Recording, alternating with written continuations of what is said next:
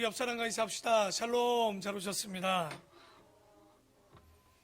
네, 오늘은 시편 139편 이하의 말씀을 가지고 하나님 앞에서의 삶이란 말씀을 가지고 함께 나눠보려고 합니다. 오늘 시편 139편은요, 잘 보시면 우리의 하나님께 대한 하나님에 대한 인식에 대한 이야기가 조금 나오게 됩니다. 어떻게 보면 지금까지 믿어온 우리의 신앙에 있어서 한 차원 정도 높은 중요한 말씀을 하고 있는데, 그렇다면 우리가 일반적으로 하나님이 어디 있냐 그러면 우리는 뭐라고 합니까? 예전에 우리 애국가에도 보면 하느님이 보호하사, 그 하느님이 어떤 말입니까? 하늘님에서 리을이 빠져서 하느님. 그러니까 우리는 하나님 그러면 유일하신 하나님을 생각하지만 일반적으로는 하늘에 계신 그 신을 하느님이라고 그럴 거예요. 그래서 우리가 대부분 하나님은 어디 계셔요? 그러면 두 가지 얘기하죠. 내 마음에 아니면 하늘에 계시다, 이렇게 생각하기 쉽지만, 그렇게 얘기하면 하늘에 계신 것은 우리 아버지고 또 땅에 있는 건 우리냐? 그게 아니라는 겁니다. 그것은 굉장히 매우 어떻게 보면 초보적인 신앙의 단계를 얘기하는 것 같고요.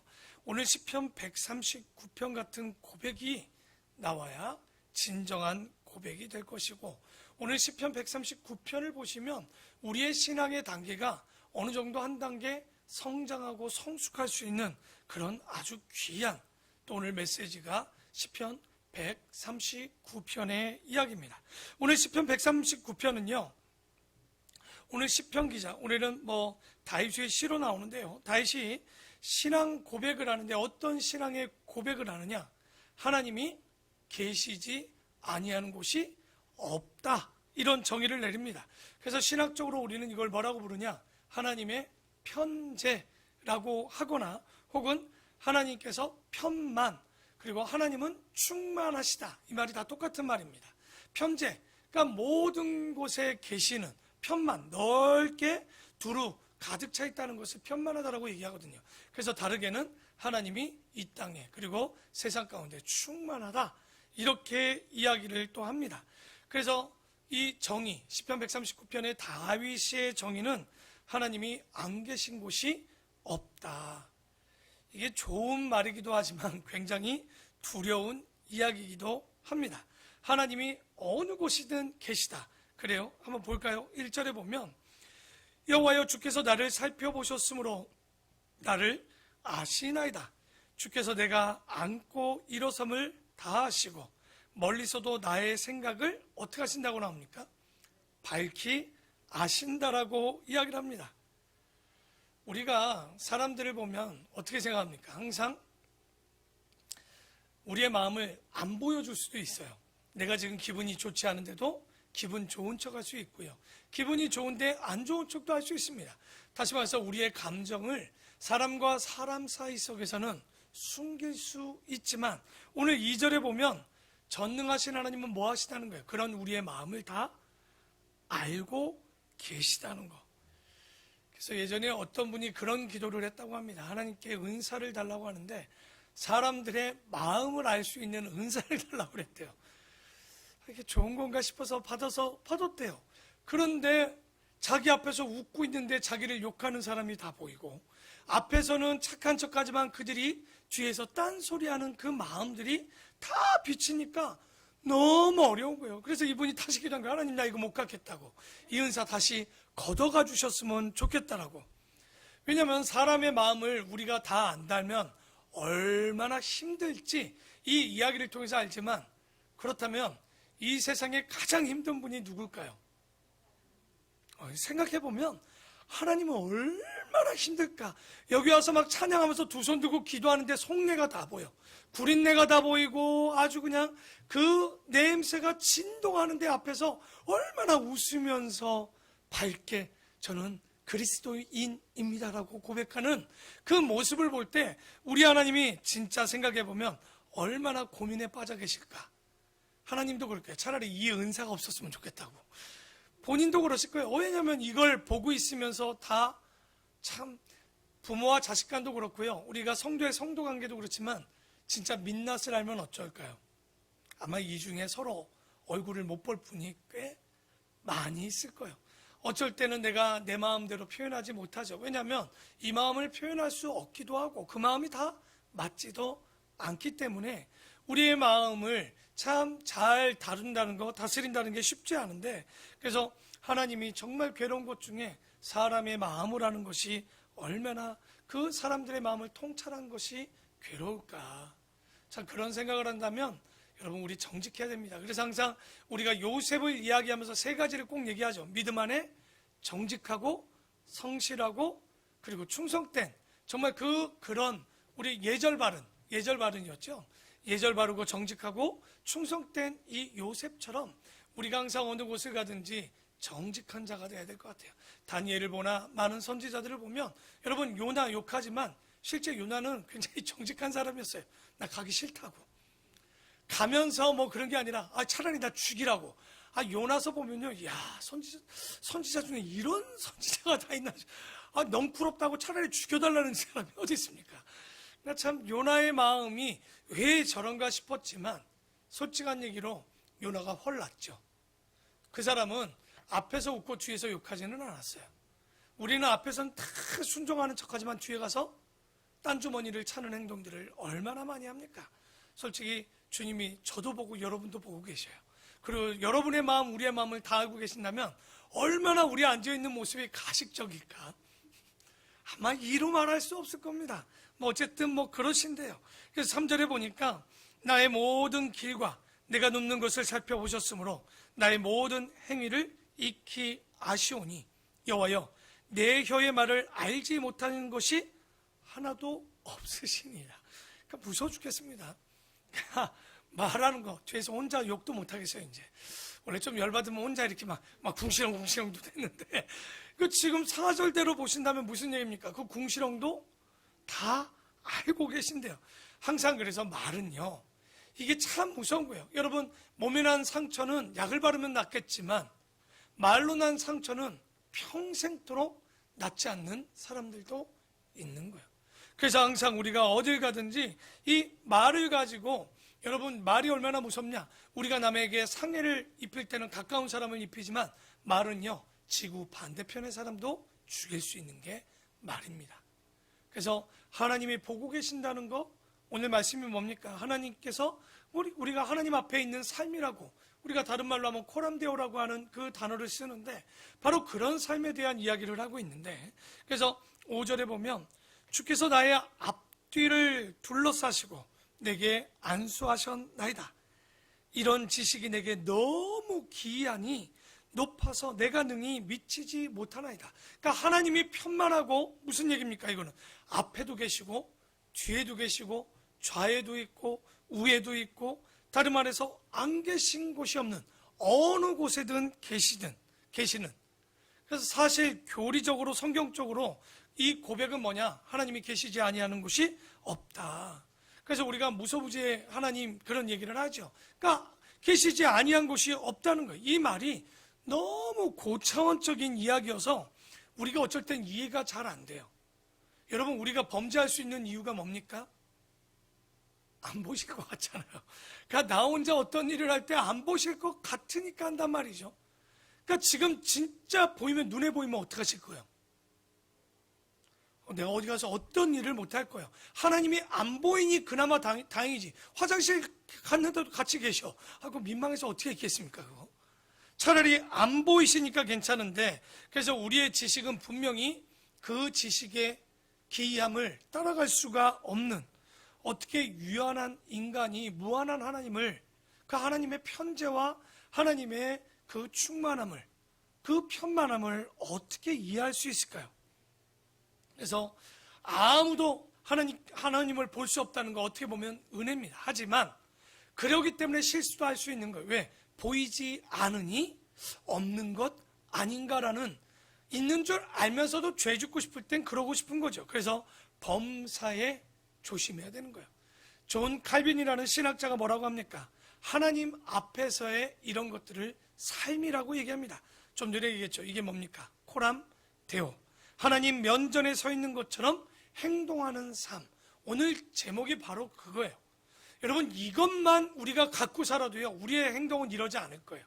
주님이 나와 내 가정 가운데, 내 침실에도 내가 어느 곳에 혼자 있든지 함께 하신다. 나를 지켜보고 계신다. 여러분의 남편에게, 부인에게 그런 말 할 수 있을까요? 그런 마음 가질 수 있을까요? 자녀에게, 성도에게 그런 마음, 그런 표정 할 수 있을까요? 그러니까 여러분이 얼마나 용감한 행동들을 하고 있는지 우리는 고민해보고 뒤돌아봐야 되는 거예요. 코람데오의 삶. 오늘 제목은 코람데오예요. 코람데오.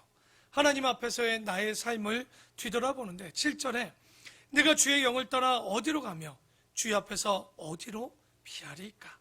내가 하늘에 올라갈지라도 거기 계시며 스올에 내 자리를 펼지라도 거기에도 계시고 내가 새벽 날개 동트는 곳까지 날아갈지라도 바다 끝까지 가서 거주할지라도 거기서도 주의 손이 나를 인도하시며 주의 오른손이 나를 붙드시리이다. 이거 다윗이니까 기뻐하는 거예요. 왜? 내가 살아도 죽어도 다 주가 계시니까 행복하다고 하지만 여러분 정말 그래요? 안 계신 곳이 좀 있었으면 좋겠지 않아요? 그러니까 다윗은 근데 여기 10절의 고백은 뭐냐면 주의 손이 나를 그러기 때문에 붙들어 주셔서 감사하다는 거야. 참 이 신앙의 고백이 예쁘지 않나 싶어요. 그래서 내가 혹시 말하기를 흑암이 반드시 나를 덮어서, 그러니까 빛을 덮겠다는 거죠. 그리고 나를 두른 빛은 밤이 되게 할지라도 주에게서는 흑암이 숨기지 못하며, 이런 말 쓰는 거 아니죠. 높은 분에게서는 누구누구에게서는이 아니라 주께서는 이렇게 하죠. 주께서는 흑암이 숨기지 못하며 밤이 낮과 같이 비추이나니 주께서는 흑암과 빛이, 그러니까 어둡든지 밝든지 아무 상관이 없는 거예요. 같은 거예요. 우리는 깜깜하면 안 보이잖아요. 그러니까 그 짓을 하는 거예요. 그런데 주님의 이야기는 뭐냐? 다윗의 고백은 주님은 밝든지 어둡든지 그런 것과 전혀 상관없이 우리를 지켜보시고 살펴보시고, 나쁘게 얘기하면 안 봤으면 좋겠지만 진짜 좋게 얘기하면 어느 곳에 계시든지 나의 아픔, 나의 눈물, 나의 슬픔, 나의 고통, 고난, 모든 것들을 공감하시고 지켜보고 계시는 거예요. 그러니까 아마도 누구보다도 마음 아프신 주님이 우리 주님 아니실까. 그래서 13절, 주께서 내 내장을 지으시며 오장육부를 지었겠죠. 나의 모태에서 나를 만드셨나이다. 그래서 진짜 의학을 공부한 사람들은 뭐라고 합니까? 이 세상의 인체의 신묘막측함 때문에 하나님을 믿는 사람들이 많아요. 왜? 이게 진짜 신의 비밀이 신비 아닙니까? 이 신비스러움. 그러니까 사람이 애를 낳고 우리의 세포를 보면 이게 우연이 됐다는 게 기적이죠. 홍해 갈린 것보다 더 대단한 것은 정말 이 진화를 믿고 우연을 믿는 사람들이지 않을까. 그 사람들이 믿음이 더 좋은 거예요. 이거 보면 이게 어떻게 우연으로 갈 수 있겠습니까? 정말 믿지 않는 의학이나 이런 것들을 하는 사람들은 뭐라고 합니까? 야, 조물주가 기똥차다, 기똥차. 얼마나 대단한지, 그 만드심이, 그 모양이 얼마나 대단하냐. 그래서 내가 주께 감사함은 나를 지으심이 심히 기묘하심이라. 주께서 하시는 일이 기이함을 내 영혼이 잘 아나이다. 여러분, 사람이 이런 것 만들면요, 사람을 만들면 어떻게 될까요? 입도 삐뚤, 코도 삐뚤, 장난이 아닐 거예요. 그런데 하나님께서 손재주가 굉장히 좋으시죠. 70억, 60억 인구가 같은 얼굴이 없어요. 비슷은 하겠지만 같은 얼굴이 한 명도 없는 거죠. 왜? 하나님께서는 이미 우리를 보내실 때 유전자 속에 지도를 그려서 보내신 거예요. 각자의 모양에 따라 그 솜씨에 맞춰서 얼마나 신묘막측하게 그려 넣었는지. 내가 은밀한 데서 지음을 받고 땅의 깊은 곳에서 기이하게 지음을 받을 때 나의 형체가 주의 앞에 숨겨지지 못하였나이다. 내 형질이 이루어지기 전에 주의 눈이 보셨으며 나를 위하여 정한 날이 하루도 되기 전에 주의 척에 다 기록되었나이다. 그러니까 이 다윗의 16절까지의 고백을 보면요, 하나님은 정말 신묘막측하시고 편만하시고 보지 아니하시는 것이 없기에 오늘 시편 139편을요 여러분 다시 한번 집에 가서 묵상해 보시면, 우리가 정말 고린도전서 11장 1절에 맨날 하는 얘기가 뭡니까? 내가 그리스도를 본받는 자 된 것 같이 너희도 나를 본받아라. 바울이 내가 그리스도를 본받았다라고 얘기하는 이런 말들 할 수 있어요. 그런데 시편 139편이 없으면요 우리는 주를 본받을 수 없을 것 같아요. 왜? 얼마나 악한지. 저는 나이가 먹어가면서 가장 감사한 게 뭔지 압니까? 내가 진짜 죄인인 걸 매일마다 깨닫습니다. 그 전까지는 내가 좀 선한 일을 하면 착한 줄 알았어요. 내가 좀 괜찮은 사람인 줄 알았어요. 당연히 괜찮은 줄 알았지만 뒤돌아보면 나는 주님 없으면 이런 죄인 중에 죄인이요 괴수 중에 죄인들의 괴수라라는 그 바울의 고백이 정말 저의 고백이에요. 이렇게 못될 수가 있을까? 이렇게 간사할 수 있을까? 이렇게 이중인격일 수 있을까 싶을 정도로, 왜냐하면 목사가 더 이중인격이잖아요. 진짜 그러거든요. 그러니까 제가 겉과 속이 같다라고 저는 그렇게 말 못해요. 왜냐하면 여러분, 죄송한데 여러분이 하는 얘기 제가 종종 들어요. 여러분은 모르잖아요. 그 얘기가 제 귀에 들어오는지. 그러니까 목사님은 이랬으면 좋겠어. 어쩔 땐 나도 속상하지. 나 열심히 하는데 뭐라고 그러니까. 근데 내 앞에서 너무 막 그래. 우리 목사님이 최고예요. 혼자 이제 고민해. 웃어야 되나? 이걸 어떻게 해야 되나? 웃어야죠. 왜? 나도 죄인이고 그분도 죄인인 걸 깨닫게 된 거예요. 밉지 않아요. 왜? 나도 그런 거잖아요. 알고 보면 나도 미울 때 앞에서 씨 웃고 있는 거 여러분이나 저나 뭐가 다르겠습니까? 이게 다 좋을 수는 없는 거예요. 인간이기에 내가 죄인인 걸 깨닫는 게, 그래서 정말 난 주님 없으면 못 살겠는 거예요. 주님 없으면 살 수도 없고 숨 쉴 수도 없고 살아갈 수가 없다는 게, 이 다윗의 고백을 보니까 정말 눈물 나도록 감사한 것 같아요. 바로 여러분에게 예수 그리스도가 오늘도 나를 지켜보시고 나를 살펴보신다는 것이, 이게 어려운 일이 되는 사람들은 심판을 두려워할 자지만 이것을 감사한 자들은 심판을 두려워할 일이 아니라 그때를 기다리는 자가 될 수 있지 않을까? 참 감사한 이야기 아닌가 생각이 됩니다. 그래서 17절에 보면 하나님이여 주의 생각이 내게 어찌 그리 보배로우신지요, 그 수가 어찌 그리 많은지요. 내가 세려고 할지라도 그 수가 모래보다 많도소이다. 내가 깰 때에도 여전히 주와 함께 있나이다. 하나님이여 주께서 반드시 악인을 죽이시리이다. 피 흘리기를 즐기는 자들아 나를 떠날지어다. 그들이 주를 대하여 악하게 말하며 주의 원수들이 주의 이름을 헛되이 맹세하나이다. 여호와여 내가 주를 미워하는 자들을 미워하지 아니하오며 주를 치러 일어나는 자들을 미워하지 아니하나이까. 이거 미워한다는 얘기예요? 안 한다는 얘기입니까? 미워한다는 얘기예요. 이거 국어가 좀 어렵죠. 내가 어찌 미워하지 않을 수 있겠습니까? 주를 미워하는데 내가 그들을 심히 미워하니 그들은 나의 원수들이니이다. 하나님이여 나를 살피사 내 마음을 아시며 나를 시험하사 내 뜻을 아옵소서. 내게 무슨 악한 행위가 있나 보시고 이미 보고 계시죠? 나를 영원한 길로 인도하소서. 시편 1편부터 150편까지의 시편 중에 1편도 8편도 23편도 너무나도 다윗의 시가 대단하겠지만 그 많은 시편 중에 진짜요 시편 139편은요 대단한 시편입니다. 하나님의 정말 이게 지금 거의 3000년 전에 이런 하나님, 우리는 다 가지고 있어도 이 하나님을 못 만났는데 다윗은요 3000년 전에 이런 하나님의 편지하심을 노래하고 하나님의 전능하심을 노래하는 이 섬세함이 얼마나 대단한 시편인가. 그러니까 너무 우리가 시편을 몰랐던 거죠. 어떤 아이가요 기차를 탔다고 합니다. 기차를 탔는데 그 기차에 신학대 교수가 탄 거예요. 근데 아이가 딱 이렇게 말하는 거를 보니까 교회 다니는 아이 같아요. 그러니까 이 교수가 신학자가 물었냐면, 말을 거는데 얘야 너 하나님이 어디에 있는 줄 알면 내가 사과 한 개 줄게.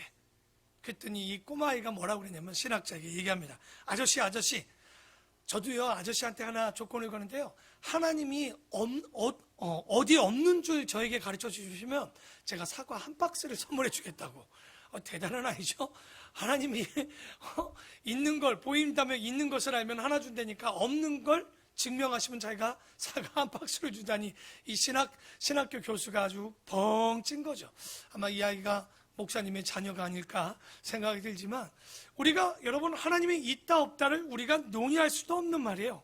여러분 어떻게 우리가 있다라고 없다라고 이야기할 수 있겠습니까?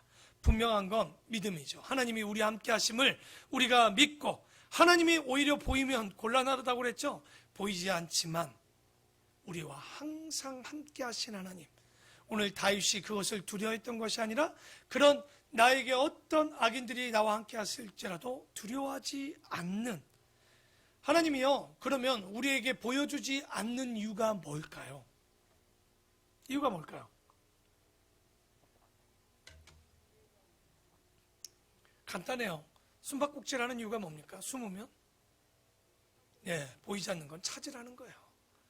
보이지 아니하시는 이유는 날 좀 찾아보라는 거예요. 여러분, 우리가 항상 그런 거 있잖아요. 계속 보면 무뎌지면 관심 없고, 아마 그럴 거예요. 근데 보이지 않기 때문에 항상 두렵기도 하고, 보이지 않지만 또 항상 함께하기에 항상 사랑할 수 있는 게 우리 하나님인 거예요. 그래서 일평생 우리가 이런 하나님을 찾고 그 존재를 깨닫고, 우리가 이 땅의 하늘을 쳐다보고 땅을 보던 어느 곳에 있든지 하나님을 인식하는 것, 이게 바로 생명을 얻는 길임을 믿습니다. 그래서 하나님을 찾지 않는다? 이 땅에 존재 가치가 없는 사람이에요. 우리가 이 땅을 살아가면서 하나님을 모른다? 존재 가치가 없잖아요. 그러니까 지옥 가는 거예요. 그러나 하나님을 찾는 자들은 존재 가치가 있기에 하나님께서 그를 영생의 복을 주실 수밖에 없죠. 자, 시편 140편입니다. 자, 140편에 보면 여호와여, 악인에게 나를 건지시며 포악한 자에게서 나를 보존하소서. 그들이 마음속으로 악을 꾀하고 싸우기 위하여 매일 모여오며. 자, 3절로 다 같이 한번 읽어볼까요? 시작.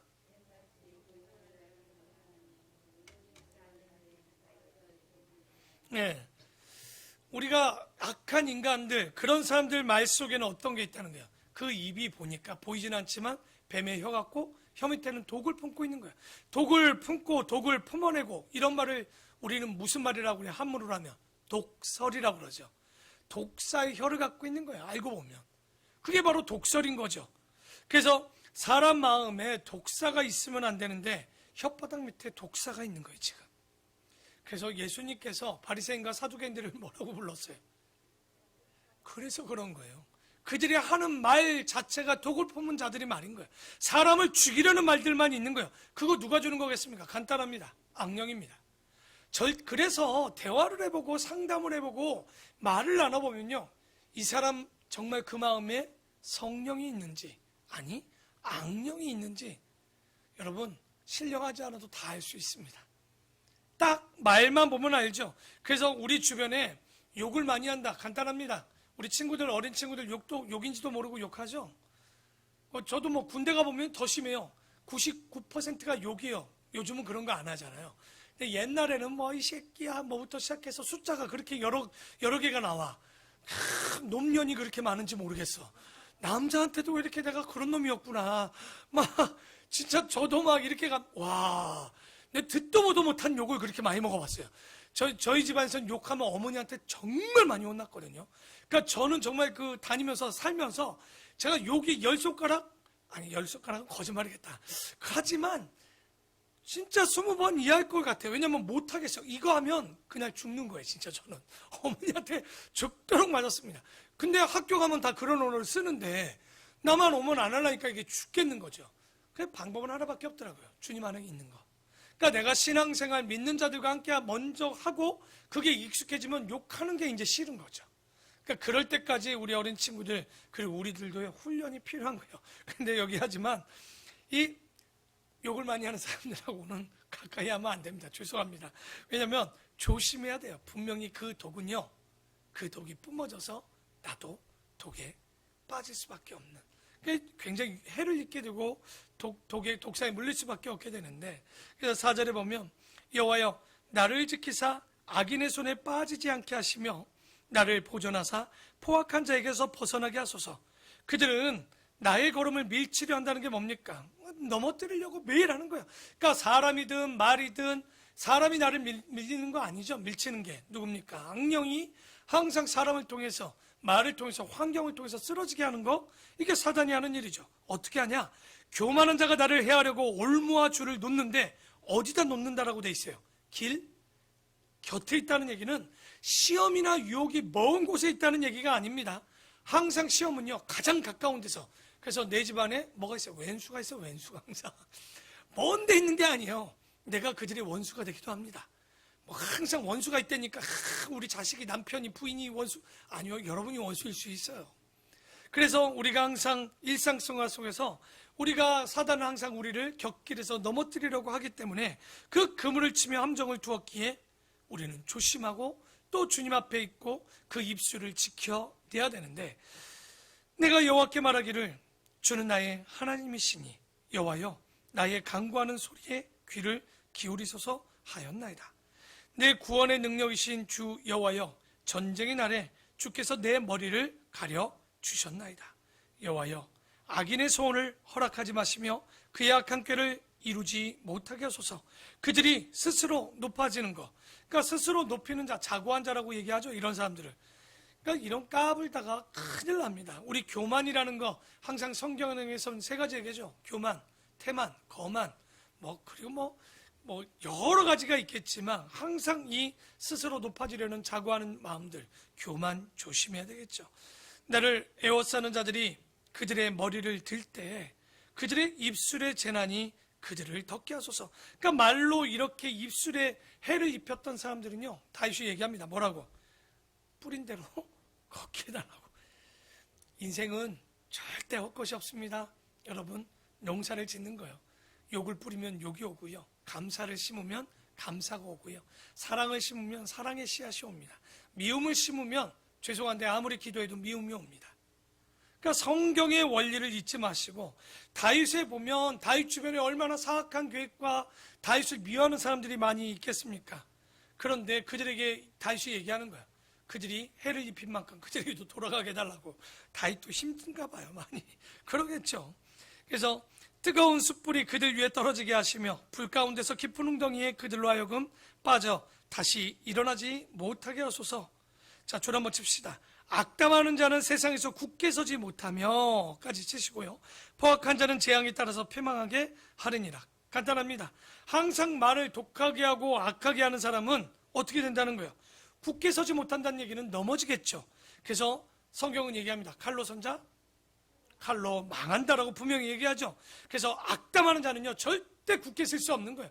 여러분, 선한 말을 하면서 넘어지는 것 같아도 의인은 7번 넘어져도 8번 일어나지만, 계속 서 있는 악인들 같지만 한 번 넘어지면 다시 일어나지 못하는 게 악인인 거예요. 그래서 항상 말, 행동은 선해야 됩니다. 머리의 생각도 선해야 되겠죠. 내가 알거니와 여호와는 고난당하는 자를 변호해 주시며, 변호라는 말을 쓰는데 이게 셀렘이라는 단어입니다. 신원한다는 말이에요. 억울함에 대해서 충분히 보상해 주기 때문에 어떻게 하는 거예요? 내 마음에 평화가 오는 것을 변론하다, 변호하다, 이렇게 돼 있는 거예요. 그러니까 주님, 나에게 이렇게 신원해 주시고 변론해 주시며 궁핍한 자에게 정의를 베푸시리이다. 진실로 의인들이 주의 이름에 감사하며 정직한 자들이 주의 앞에서 살리이다.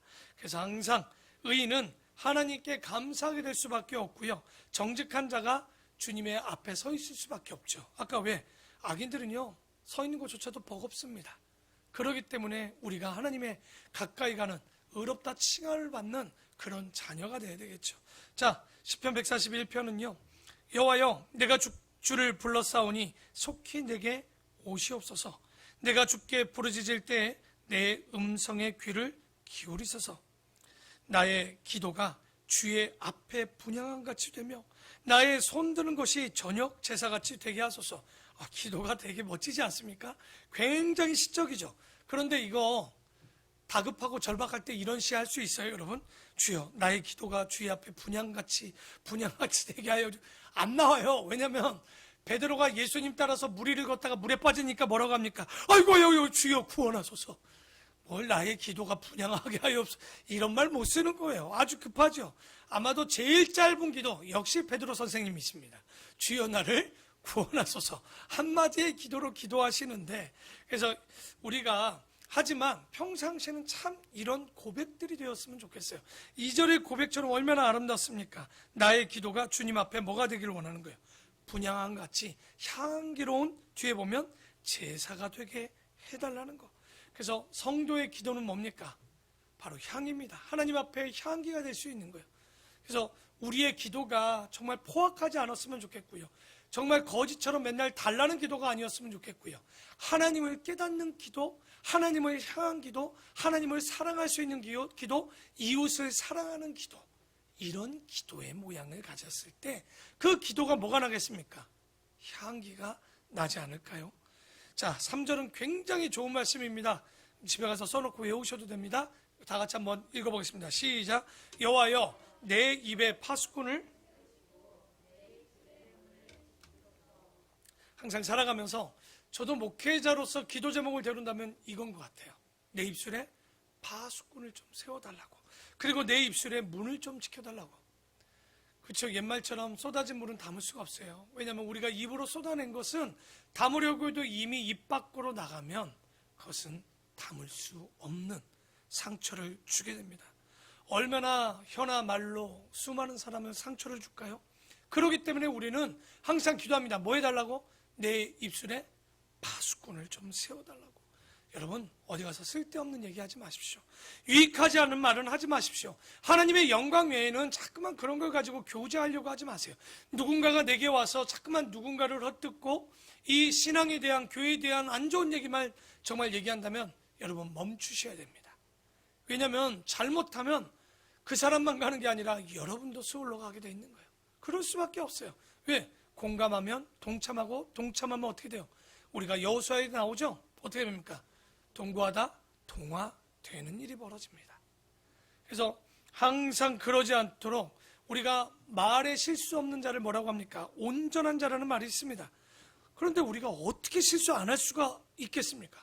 그래서 시편 141편 3절의 기도가 필요한 거예요. 내 입술에 파수꾼을, 내 입의 문을 지켜, 내 입술에 문을 지켜달라고 매일마다 기도하십시오. 사람을 만날 때 여러분 이 141편 3절을 쓰고 나가셔야 돼요. 나가셔야 돼요. 아닐 것 같죠? 나가시면 재밌는 이야기들 하실 거예요. 그렇죠?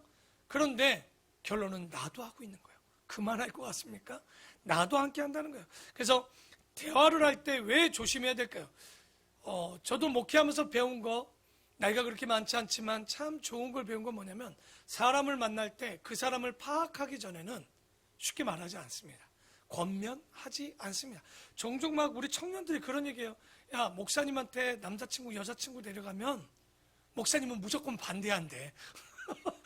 이런 소문이 파다해 갖고요. 요즘 뭐 우리 청년, 모 청년도 왔고 뭐 자기 남자친구 데려오는데 목사님 무조건 반대한다고 되게 긴장하고 온 거예요. 제가 아무나 반대합니까? 반대할 만하면 반대하고요. 그리고 생뚱맞게 내가 막 가깝지도 않은데 이 결혼 반대요, 이런 말 합니까? 그런 말 하는 게 아니에요. 그 사람의 성향을 알고 그 사람과의 관계와 그 사람의 어떤 허물들을 다 알고 충분히 내가 이런 이야기를 해도 그도 받고 나도 감당할 수 있을 때 하는데, 사람들은 이건 아무것도 없어요. 조건은 목사님은 안 된대. 믿지 않는 사람은 목사님은 무조건 결혼만. 우리 교회가 이렇게 소문이 나 있더라고. 몰랐는데 남자친구 데려오면 큰일 난대. 여자친구들은 무조건 반대하는 게 황 목사래. 뭐 이렇게 소문이 나서 얼마나 감사한지 모르겠지만 어쨌든 그래서 적어도 그 사람의 성품, 환경, 요즘은 말할 때 조심해야 되죠. 그 사람이 어떤 환경인지도 모르면서 떠벌리면 안 돼요. 궁금하면 아마 제 성품을 아시는 분들은 알 거예요. 저는 웬간해갖고 묻지 않아요. 왠지 압니까?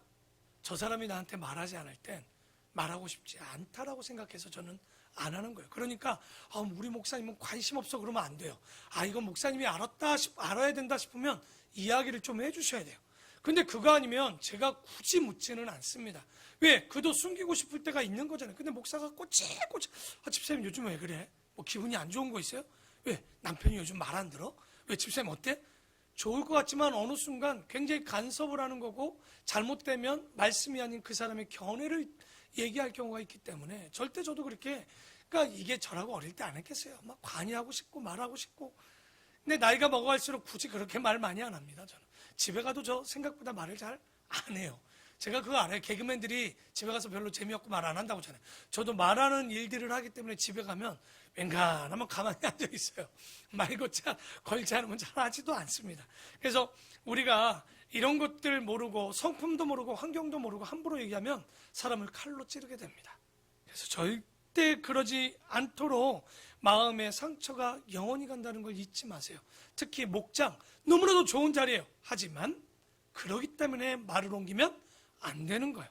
그 사람들이 목장 안에서 이런 이야기를 때, 이런데 저는 항상 물어봐요. 이거 기도 제목 내놔도 되냐? 라고 물어봐요. 왜냐면 우리 목장에서, 저도 금요 목장을 하잖아요. 이런 것들 나왔을 때 괜찮다 싶으면 하는 거고요. 제가 말 안 하면 그냥 혼자 기도하는 거예요. 같이 기도해야 되겠다 싶을 땐 이야기를 하고 합니다. 그게 왜냐면 이 말은요, 정말 무서운 것 같아요. 세상에 제일 무서운 게 저는 말 같습니다. 그래서 4절에 보면 141편 4절이죠. 4절 봅시다. 내 마음이 악한 일에 기울어 죄악을 행하는 자들과 함께 악을 행하지 말게 하시며 그들의 진수성찬을 먹지 말게 하소서. 그래서 어디 함부로 가서 먹거나 취하거나 하면 안 됩니다. 자리가 중요한 거예요, 굉장히. 그래서 의인이, 이제 다윗이 이런 고백을 합니다. 이해 안 가는 말을 좀 해요. 의인이 나를 칠지라도 은혜를 여기며 책망할지라도 머리에 기름같이 여겨서 내 머리가 이를 거절하지 않겠다. 이게 무슨 말입니까? 누군가가 자기에게 권면을 한 거나 충고를 해도 다윗은 그것을 기름 부음 당하는 것처럼 거절하지 않겠다. 잠언이 맨날 하는 얘기가 있죠. 충고를 받아들이는 자는 복이 있는 거예요. 권면을 받는 자는 복이 있어요. 근데 되게 싫거든요, 이거. 목사들이 남 얘기 안 듣는 이유가 뭐예요? 자기는 많이 얘기하면서 자기는 듣기 싫어요. 되게 목사들 특징이에요. 되게 얘기하면 되게 자존심 상해합니다. 뭐 조금만 뭐라고 하면 죄송한데 상처 되게 많이 받아요. 목사들이 희한하게 그렇더라고요. 알고 보니 본인들도 많이 안 들어봐서 그래. 많이 들어봤으면 그럴 텐데 안 그래서 그런가? 뭐 저도 그래요. 그래서 여기 보면 의로운 사람은요, 누군가가 나를 때리고 충고할 때 진짜 의로운 사람은 그것을 다윗처럼 기름 부음 당하는 것처럼 복 받는 거라고 생각하는 거. 이게 진짜 다윗의 장점 아니겠습니까? 근데 역사를 보니 진짜 그렇잖아요. 밧세바를 취했을 때 누가 와서 그 충고를 합니까? 나단이 예를 딱 들면서 이 양을 뺏어서 남에게 손님에게 주는 게 맞습니까? 그러니까 어떤 놈이 그런 놈이냐, 그놈을 잡아다가 했더니 뭐라고 합니까? 나단이 한마디 하죠. 당신입니다. 여러분 일반 왕이면 저놈을 잡아 쳐라 했겠죠. 그런데 다윗은 어떻게 합니까? 바로 회개합니다. 그러니까 다윗이 실수하지만요, 용서를 받는 이유 중에 하나가 이런 다윗이었기 때문에 저는 가능하다고 봐요. 그래서 이 요즘 참 조심스러워요. 옛날에는요, 부흥회나 사경회나 이런 것들 하면요, 굉장히 책망을 많이 했어요. 그러니까 요즘은 부흥회 하면, 요즘 뭐 우리 교회는 안 하지만 사경회나 이런 걸 하지 부흥회는 안 하지만 하면 어떻습니까? 가면 무슨 얘기? 책망해요? 복 준다는 얘기예요. 제가 강단에서요, 종종 하다 어쩌다 책망하면 뭐라고 하는 줄 압니까? 찾아와서 왜 표적 설교하냐고. 참 표적이나 하고 그런 얘기를 들으면 안 서운한데 표적도 안 했는데 표적을 했다고 합니다. 그러니까 참 표적 받는 건 은혜입니다. 내 말씀 꼭꼭 오는 거 아닙니까? 그거 굉장히 은혜인데, 그래서 우리가 훈련받아야 돼요. 책망 받는 것도 그러니까 다만 성경은 얘기해요. 어린 사람이 나이 많은 사람에게 책망하는 거 아니에요. 성경 그렇게 돼 있습니다. 절대 아무리 나이가 어린 장로여도 나이 많은 권사를 책망하지 않습니다. 그렇게 하는 거야. 그거는 목회자도 조심해서 해야 되거든요. 성경은 그렇게 얘기를 해요. 하지만 내가 그런 이야기를 들을 수 있는 귀를 갖는 거, 그렇죠? 깨달을 수 있는 마음을 갖는 게 복인 거예요. 다윗은 그런 복을 참 받은 사람이지 않는가. 그래서 6절에 보면 그들의 재판관, 뒤를 안 읽었네요. 그들의 재난 중에도 내가 항상 기도하리라. 이 얘기는 뭐겠습니까? 악인들의 악에는 내가 그렇게 안 하겠다는 거예요. 그러니까 이건 의인들의 말에 내가 그 권면을 드리겠다는 얘기지, 악인들의 얘기를 듣거나 그렇게 하겠다는 게 아닙니다. 내가 항상 그것을 위해서는 기도해야겠죠. 그들의 재판관들이 바위 곁에 내려 던져졌도다. 내 말이 닮으로 무리가 들으려다. 이 얘기는 곧 겉으로 드러난 현상은 그 악인들이 잘 되는 것 같지만 결론적으로는 하나님의 공의가 실현된다는 거예요. 그러니 잘못된 재판관들이 돌에 내침을 당하는 거예요. 그 짧게 써놓으니까 잘 모르지만 이건 뭐에 근거를 하고 다윗이 시를 쓴 거냐면 하나님의 공의. 아무리 악인들이 잘 되는 것 같아도 하나님의 공의는 반드시 이루어질 것이라는 확신을 가지고 쓰죠. 그리고 사람이 밭가락 흙을 부서뜨린 같이 우리의 해골이 스올 입구에 흩어졌도다. 그렇게 어려운 날도 있게 되는데 주 여호와여, 내 눈이 주께 향하며 내가 주께 피하오니 내 영혼을 빈궁한 대로 버려두지 마옵소서. 나를 지키사 그들이 나를 잡으려고 놓은 올무와 악을 행하는 자들의 함정에서 벗어나게 하옵소서. 악인은 자기 그물에 걸리게 하시고 나만은 온전히 면하게 하소서. 그래서 다윗을 보면요, 어떻게 합니까? 진짜 이대로 됩니까? 그물에서 벗어나는 거? 기억나시죠? 사울이 그 많은 사람들을 데리고 다윗을 10여 년을 쫓으면 어떻게 합니까? 너무 놀라운 거, 다윗은 보이는데 사울은 다윗이 보이지 않아요. 이게 가능합니까? 모르시는군요. 처음 다윗과 함께한 사람이 400명이에요. 모르시는군요. 왜냐하면 성지순례 가면 안 잡히는 게 기적입니다. 정말 못 잡는 게 기적이에요. 못 잡는 게. 아니 그곳에 굴이 큰 데도 있긴 하지만 10년을 그곳에서 쫓아져서 못 잡았다? 너무 신기해요. 우리처럼 숲풀이 우거진 데가 아니란 말이에요. 나무가 없는 건 아닙니다. 있기도 하고 초목이 있을 때도 있지만 대부분 그러지 않기 때문에 400명, 양도 있죠. 애도 있죠. 떠드는 애들 있죠. 조용하라고 그래도 꼭 그런 애들 있지 않습니까? 그런데도 안 잡혀. 이게 바로 오늘 얘기했던 것. 악인은 자기 그물에 걸리게 하시고 나만은 온전히 면하게 하소서. 그래서 다윗의 기도 중 뭐라고 합니까? 하나님은 여호와는 나의 피난처시오, 여호와는 나의 산성이시오. 나를 지켜주시기 때문에 그런 고백이 나오는 거예요. 자, 시편 142편은요 굉장히 외롭고 절망적인 상태에서 다윗이 원수들로부터 자기를 구원해 주실 것에 대한 간구하는 간구시로 좀 기억되어 있습니다. 내가 소리 내어 여호와께 부르짖으며 소리 내어 여호와께 간구하는도다. 내가 내 원통함을 그의 앞에 토로하며 내 우환을 그의 앞에 진술하는도다. 내 영이 내 속에서 상할 때에도 주께서 내 길을 아셨나이다. 내가 가는 길에 그들이 나를 잡으려고 올무를 숨겼나이다. 이 굴이 아마도 여기서 말하는 굴이 제목에 다윗이 굴에 있을 때라고 하는데 아둘람 굴인지 어딘지는 잘 모르겠는데 어쨌든 망명 초기에 좀 전에 얘기했죠. 몇 명씩 데리고 다녔습니까? 추종자가 400명이에요. 처음에가 400이지 뒤에 가면 600명 계속 늘어나지 않습니까? 혼자서 도망치거나 얻어먹거나 주워먹는 건 할 수 있어요. 그런데 400명 데리고 사니 얼마나 하나님께 간절한 간구가 되었을까. 그래서 참 이런 진실한 간구가 보여지는데요. 그래서 그런 가운데서 사울은 10년을 쫓지만 여러분 쫓기는 게 10년입니다. 얼마나 이것이 지칠까요? 그런데 그럴 때 이렇게 고백합니다. 오른쪽을 살펴보소서. 나를 아는 이도 없고 나의 피난처도 없고 내 영혼을 돌보는 이도 없나이다.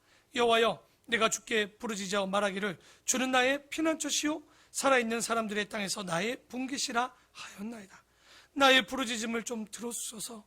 나는 심히 비천하나이다. 그러니까 다윗이 비천하다라고 하는데 다윗이 알고 보면요 굉장한 왕가의 집안이 아닙니다. 그래봐야 2세의 아들이에요. 굉장히 하찮은 양치기 하는 베들레헴에서 양치기 하는 집안에서 태어났던 사람이에요. 자기 분수를 아는 거죠. 그런데 왜 이렇게 힘들까? 우리도요 왜 이렇게 힘들까? 아마도요 거기에 목적이 있는 것 같아요. 교만하지 않도록 다윗도 비천케 하신 것 같아요. 비천할 때마다 아마 그럴 거예요.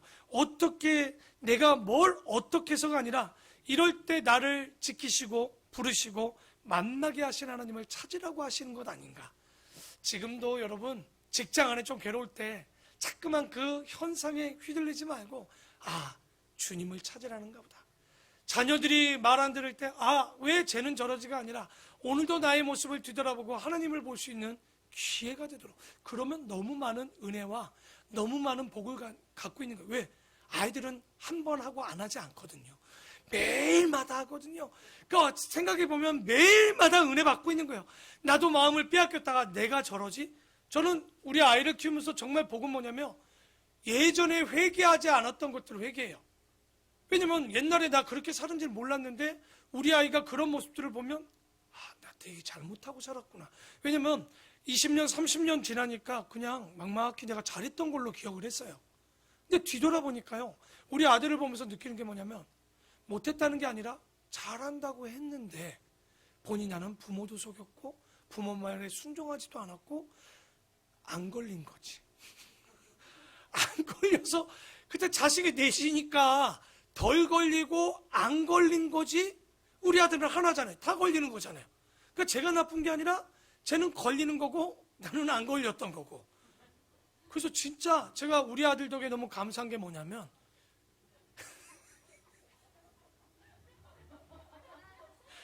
죄송해요. 영상으로 영상으로 보는 분들은 무슨 일이 일어나는지 모르겠죠. 현장 예배가 이래서 좋습니다.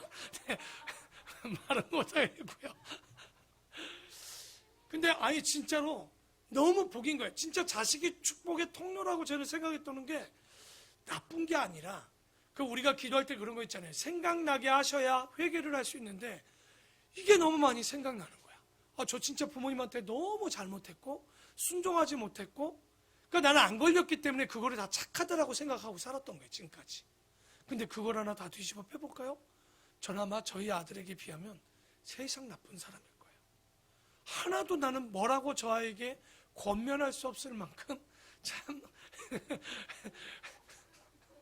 그래서 여러분 집에 남편이나 아이들이 매일마다 그렇다. 그거 진짜 은혜가 이렇게 충만하구나.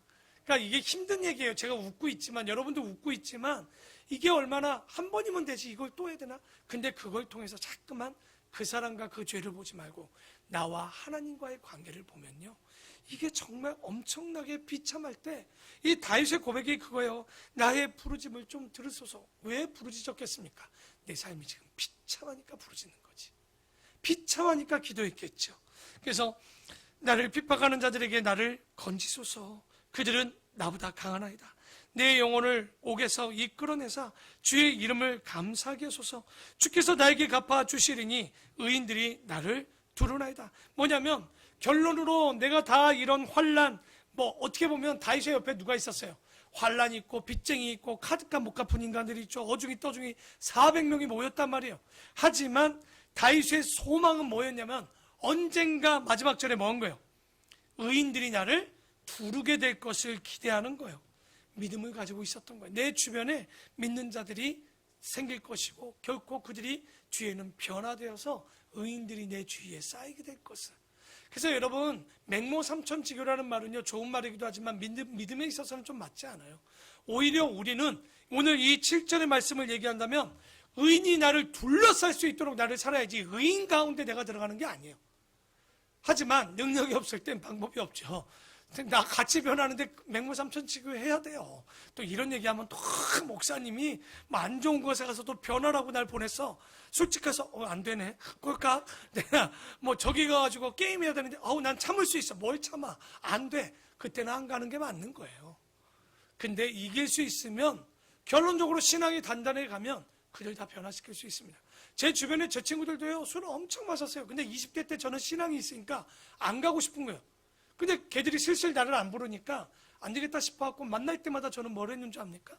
가서 즐거움을 줬어요. 내가 정말 콜라를 먹어도 술 먹은 것만큼 즐겁게 해줬어요. 끝나고 나면 내가 막 이제 먹을 것도 사주고 볼링도 치러 갔더니 애들이 그러더라고요. 야, 술 먹지 않아도 재밌다, 야. 그런 얘기를 하는 거죠. 근데 그렇게까지 가려면 내가 얼마나 단단해야 될까요? 참 쉽지 않은 거죠. 그러니 제가 목회자 했겠죠. 그러니까 이게 참 어려운 얘기지만 다윗은 이런 멋쟁이가 되기를 원한 거예요. 자기를 통해서 내 주변에 이런 의인들이 우리 여기 있는 민경이, 우리 예준이, 또 이것을 읽고 있는 우리 청년들, 학생들 정말 주변에 제발 더 많은 의인들을 쌓을 수 있는 하나님의 사람이 좀 되기를 정말 그런 멋진 사람들이 되기를 부탁을 드립니다. 자, 마지막 143편입니다. 여호와여 내 기도를 들으시며 내 간구에 귀를 기우시고 주의 진실과 의로 내게 응답하소서. 솔직히 이거는요 다윗이 환난에 처했었던 거. 왜? 자기 죄 때문에 환난에 처했던 거예요. 그래서 참회시예요. 참회시. 그래서 주의 종에게 심판을 행하지 마소서. 주의 눈앞에는 의로운 인생이 하나도 없나이다. 그러니까 인간의 죄를 살피신다. 아까 139편 하나님은 편지하셔요. 누가 의인이 있습니까? 아무도 없습니다. 왜? 겉모습이 아니라 우리의 생각과 말까지도 지켜보고 계시는데 졸지도 주무시지도 아니하시는데 우리의 머리털을 세심받으신다라고 하는데 여러분은 어떻게 하실 거예요? 그러니까 우리의 인생에 의인은 없어요. 원수가 내 영혼을 핍박하며 내 생명을 땅에 엎어서 나로 죽은 지 오랜 자같이 나를 암흑 속에 두었나이다. 그러므로 내 심령이 속에서 상하며 내 마음이 내 속에 참담하나이다. 그러니까 다윗이 이런 마음이 참담한 마음인 게요. 나는 빚보기는 글렀다. 왜? 자기가 죄진 걸 보니 내가 여기서 끝나는가 보다. 우리도 그럴 때 있지 않습니까? 난 정말 돌이킬 수 없는 죄에 빠질 때가 있단 말이에요. 그러나 하나님 보시기에는 끝이 아니신 거예요. 여러분 사도 바울도 죽을 고비를 얼마나 많이 넘깁니까? 그때마다 이래요. 내가 살 소망이 끊어졌다 하지만 하나님은 그를 구원해 주시잖아요. 그러니까 우리가 항상 이런 것들을 보면 왜 이런 환경에 취하게 하셨는가? 바로 하나님을 의지하게 하려고 그런 어려움들을 지금 주고 계시는 거예요. 그러니까 죄를 짓는 것도 그런 것 같아요. 죄를 짓니 하나님 찾지 또. 이게 마냥 우리가 죄 없이 살아봐요. 아마 그러지 않을 거예요. 그래서 내가 옛날을 기억하고 주의 모든 행하신 것을 읊조리며 주의 손이 행하시는 일을 생각하고 주를 향하여 손을 펴고 내 영혼이 마른 땅같이 주를 사모하나이다. 그래서 자신을 지금 추스리며 하나님 앞에 기도하는데요. 여호와여 속히 내게 응답하소서. 내 영혼이 피곤하나이다. 주의 얼굴을 내게 숨기지 마소서. 내가 무덤에 내려가는 자 같을까 두려워하나이다. 아침에 나로 하여금 주의 인자한 말씀을 듣게 하소서. 내가 주를 의뢰함이니이다. 내가 다닐 길을 알게 하소서. 내가 내 영혼을 주께 드림이니이다. 여호와여 나를 내 원수들에게 건지소서. 내가 주께 피하여 숨었나이다. 주는 나의 하나님이시니 나를 가르쳐 주의 뜻을 행하게 하소서. 주의 영은 선하시니 주라 못 급시다. 나를 공평한 땅으로 인도해 달라는 거예요. 그러니까 지금 자기가 죽을 지경이 되었으니까 좀 내 기도 좀 들어주시면 안 되겠냐고. 그런데 보니까 나를 억울한 땅이 아닌 지금 어디에다 지금 인도해 달라는 거예요. 공평한 땅에 나를 인도해 달라는 거. 그러니까 재판장 앞에서 억울하지 않게 해달라고. 그래서 성문 앞에는 공의를 행하라는 얘기가 뭡니까? 재판을 행하는 곳이거든요. 그러니까 다윗은요 두렵기도 하지만 이제는 자기가 주를 찾기에 공의롭고 공평한 땅에 자기를 옮겨달라는 거예요. 여호와여 주의 이름을 위하여 나를 살리시고 주의 의로 내 영혼을 환난에서 끌어내소서. 주의 인자이심으로 나의 원수들을 끊으시고 내 영혼을 괴롭게 하는 자를 다 멸하소서. 나는 주의 종이니다. 그러니까 다윗과 같은 이런 대단한 신앙인도요 사단의 공격이 끊임없이 있었습니다. 죽을 때까지도 그는 수없는 공격을 받습니다. 그렇기 때문에 우리도 항상요 경계해야 됩니다. 언제 우리 곁길에 나에게 올무를 내놓는지, 언제 나를 미끄러지게 미혹하는지 우리는 깨어있지 않으면 정말 어느 순간 미끄러질지 누구도 장담할 수 없는 거예요. 그래서 두렵고 떨리는 마음으로요 구원이 완성되는 그날까지 여러분 지켜내야 됩니다. 여러분 코로나는요 이게 끝이라고 종식입니까? 아니요, 또 다른 시작입니다. 그건 뭡니까? 우리의 신앙 가운데 하나님을 섬기는 민낯을 봤다면 이제 그 민낯이 그렇구나 라고 끝나는 것이 아니라 하나님 앞에 여러분 온전히 서셔야 됩니다. 지금도 예배 자리 어떤 교회 그러더라고. 참 그 목사님 그러더라고. 황 목사님, 제가 지난주부터 자긴 오후 예배, 수요 예배, 영상 예배는 안 한대요. 가만히 뒀더니 올 수 있는데도 안 오고 영상으로 드리니까 이 목사님이 뿔이 난 거야. 그러니까 주일은 어쩔 수 없이 못 오는 사람들이 있기 때문에 그래 인정한다고 그러는데 충분히 사람도 오지 않는데 몇 명 오지도 않는데 안 오니까 그런다라는 거예요. 그러니까 목회자들의 걱정이 그런 거예요. 왜냐하면 안 오고 가고의 문제가 아니라 이 코로나라는 것이 우리의 신앙을 민낯을 보는 것까지는 좋은데 그냥 나는 원래 이런가 보다 하고 정착해버릴까 두려운 거예요. 여러분 분명히 이 시기에 서로를 보시고 이 시기에 우리가 이제 무엇을 해야 될까? 맨날 마스크 끼면 답답해 힘들어 이런 얘기를 하는 게 아니에요. 믿음의 자녀들은 오늘처럼 고난이 올 때 어떻게 되는 거예요? 어둠의 세력과 죄의 세력 가운데 싸움 가운데 중단하지 말고 오늘도 나에게 무엇을 깨닫게 하시는지 어떻게 하나님을 봐야 되는지를 우리가 깨닫고 하나님 앞에 들을 수 있는 귀를 가져야 되겠죠. 그래서 우리가 오늘의 말씀처럼 철저히 하나님의 말씀을 들을 수 있도록 코람데오의 삶을 기억합시다. 진짜 하나님이 오늘 이 순간 내 입술 옆에서 함께 내 입만 보고 계시는 분이 한 분 계시잖아요. 바로 우리 주님입니다. 내 행동 하나하나 보시는 이 주님을 기억하면서 그러지 않으려면 방법은 없어요. 왜? 성전 바깥으로 나가는 순간 여러분 다 잊어버리거든요.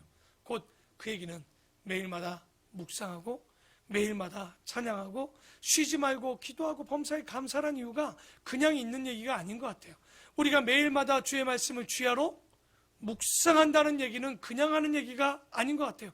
내가 주님 앞에 그의 말씀을 읊조리겠다라고 아침부터 저녁까지 읊조리겠다는 얘기를 저는 그냥 예전엔 이런 말을 어떻게 읊조리겠어 라고 했는데 그냥 하라면 못하겠는데 오늘 시편 139편과 우리 43편까지의 이야기를 본다면 그러지 않으면 우리는 바로 미끄러집니다. 그러지 않으면 바로 쓰러지는 거예요. 순간을 노리고 사단은 들어오기 때문에 우리는 이길 수 있는 능력이 없습니다. 그러기에 항상 기뻐하고 쉬지 말고 기도하고 범사에 감사함이 떨어지지 않도록 오늘도 내일도 아침부터 저녁까지 주님과 동행하고 주님 앞에 사는 코람데오의 삶을 사는 아름답고 복된 우리 성도들이 되기를 축원합니다.